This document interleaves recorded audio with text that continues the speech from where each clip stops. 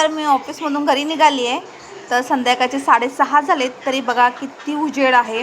आणि संध्याकाळी घरी येताना काही अशी अवस्था असते, कारण ट्रेनला खूप गर्दी असते. आणि संध्याकाळची दिवाबत्ती करून घेतली आणि आता म्हटलं की स्वयंपाकाला लागू. तेवढ्यात आला ताईचा फोन आणि हे मिस्टर गावी गेले होते, त्यांनी काजू आणलेत, हे जे माझ्या बहिणींनी दिले होते.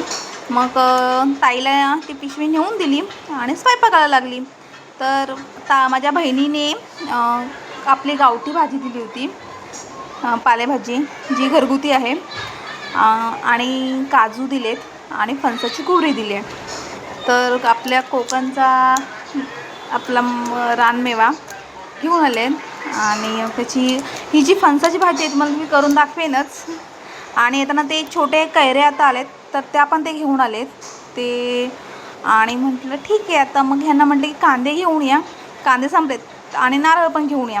तर 1 किलो कांदा सांगितलं तर बाबाने 5 किलो घेऊन आले. आणि हा नारळ पण आहे 40 रुपये. आणि येताना वडापाव घेऊन आले. तिकडे देऊचा अभ्यास चालला आहे आणि माझा स्वयंपाक चालला आहे.